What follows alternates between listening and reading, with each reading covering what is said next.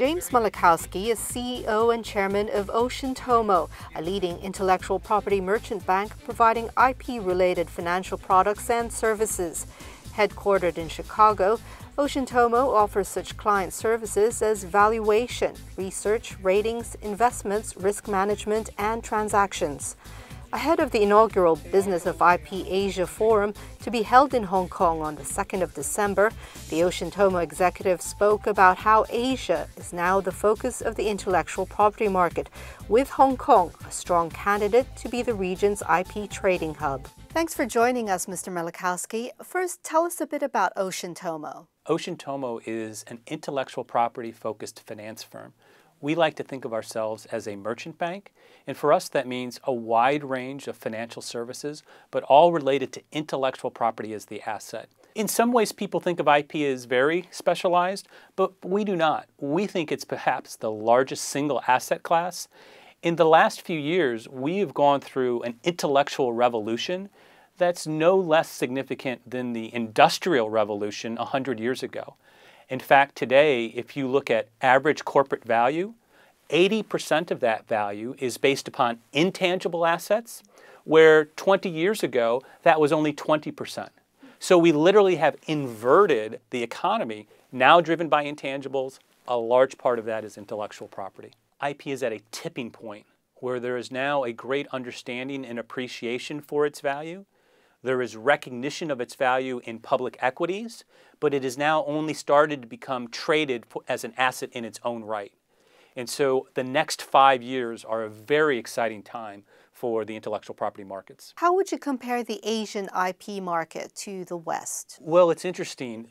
Intellectual property is a more integrated marketplace than perhaps any other because so many goods today are made in country A and sold in country B. And so those intellectual property rights have to be consistent across borders.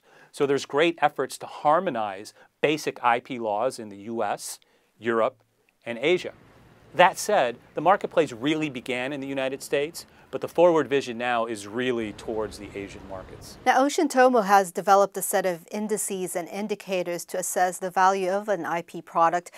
Can you tell us what they are? We've looked at trying to come up with more objective measures of intellectual property, both at a very detailed level, what is the value of a given patent, as well as at a macro level, what is the contribution of IP to an entire business or industry. At the detail level, we have a system called OceanTomo Patent Ratings. And so it is a score for each and every patent that in some ways is like a credit score.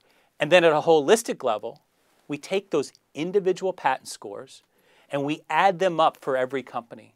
And we determine which companies have the most high-scoring patents. We've created an equity index called the OceanTomo 300 Patent Index that lists on the New York Stock Exchange that tracks the equity value of the 300 companies with the most important patents across a range of industries, sizes, and style. Is the idea of an IP marketplace a relatively new concept in Asia? There are activities, obviously, here in Hong Kong, in China, Singapore, Taiwan, Japan, and Korea. The question is which of those activities will rise to the forefront to become the central marketplace. And I actually believe that's a question that will play out over the next year or two. Hong Kong is very interesting because it has a number of unique advantages. It's the gateway to China, the largest marketplace. It has a strong rule of law, and it has a very mature financial services industry.